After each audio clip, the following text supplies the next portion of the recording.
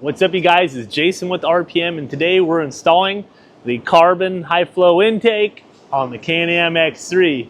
Our product video kind of gives a quick rundown of how that's done, but today we're going to dive into detail on that. Keep in mind, this is a 4 1/4 inch opening compared to the factory ones. Massive air volume compared to the factory one, but it still sits and hides underneath this cover. We're essentially just going to remove all of the factory intake tubes all the way to the turbo, the air box, the tubes going up to the belt box, get all that stuff out of the way, and then that's where this video starts. So assuming you have all the factory stuff removed, we'll jump into installing this huge, beautiful, magnificent RPM carbon intake. Let's check it out. You can leave this inside the car to drill the hole.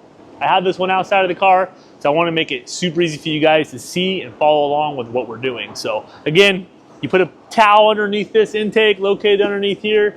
You can drill this hole in the car. Just, there's so much plastic debris floating around. So first thing we're going to do is we're going to take this factory intake tube, right? This is what makes our intake a little more superior, as you're getting rid of all this humble jumble, and our cold air intake's going to pop right through there. So rip this rubber out of there, and you're going to notice a notch here. Our jig for drilling the hole drops straight in there, like so. Push it in there, it's going to stay nice and tight. You're going to need a 4 1/4 inch drill bit or 108 millimeter drill bit hole saw bit. We sell these on our website. They're super affordable when you buy your kit, and we're going to show you how to make this hole happen. This is your pilot bit. That's your pilot hole. You're going to line it up. You can see it's not centered. We want to maximize the volume of our intake, and that requires drilling the hole in a specific spot. That's why we include this jig. We're going to start drilling just like so. Nice, easy, slow. No reason to force it.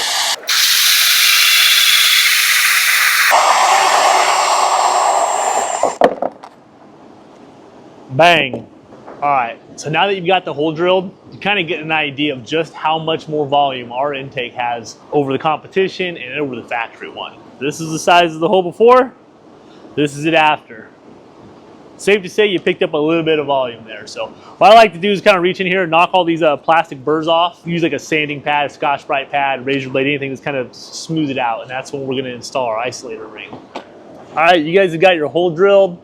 The edges are all smoothed up. We're going to take this isolator ring and drop it in place. What this isolator ring does is helps center up the intake, and then it acts as what we call it, an isolator for the carbon. All right, guys, again, the cool thing about our intake is you're going to get 2 pieces of silicone.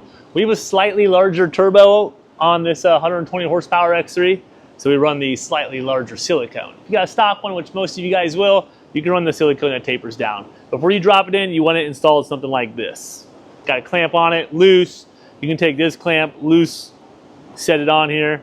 I like to have them facing in about this orientation. I'm going to use some soap and water, spray it on that isolator ring to help everything fall into place. I'm going to kind of wipe the inside of the silicone with soap and water so it slides onto the turbo super easy. So let's jump over inside the car and show you what I'm talking about.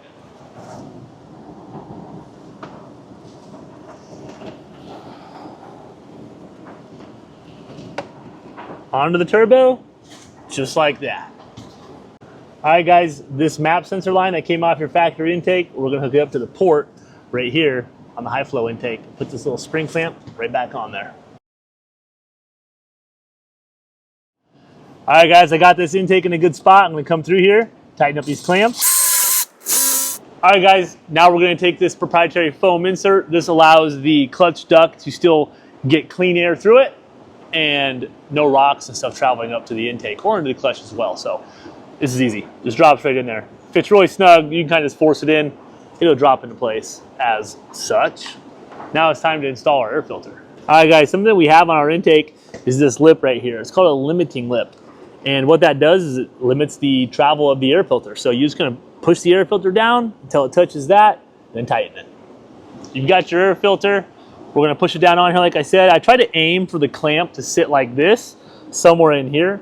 This is a tight area to get the socket on this clamp, but it's not too bad. You'll kind of see what I'm talking about here. That air filter sits right there, nice and easy. We're gonna Make sure that clamp stays where it needs to be, tighten it up, we'll be good to go. All right, guys, you got your air filter on. At this time, I always make sure there's a little gap up here between the air filter and the cage, like so. If there's not, you can go back down to the turbo, rotate your intake back a little bit, and that allows for plenty of clearance for this box. You can put it right back on, just like so. Your buddies won't even know you got a carbon fiber high flow intake on this puppy. So pick these up, rpmsidebyside.com.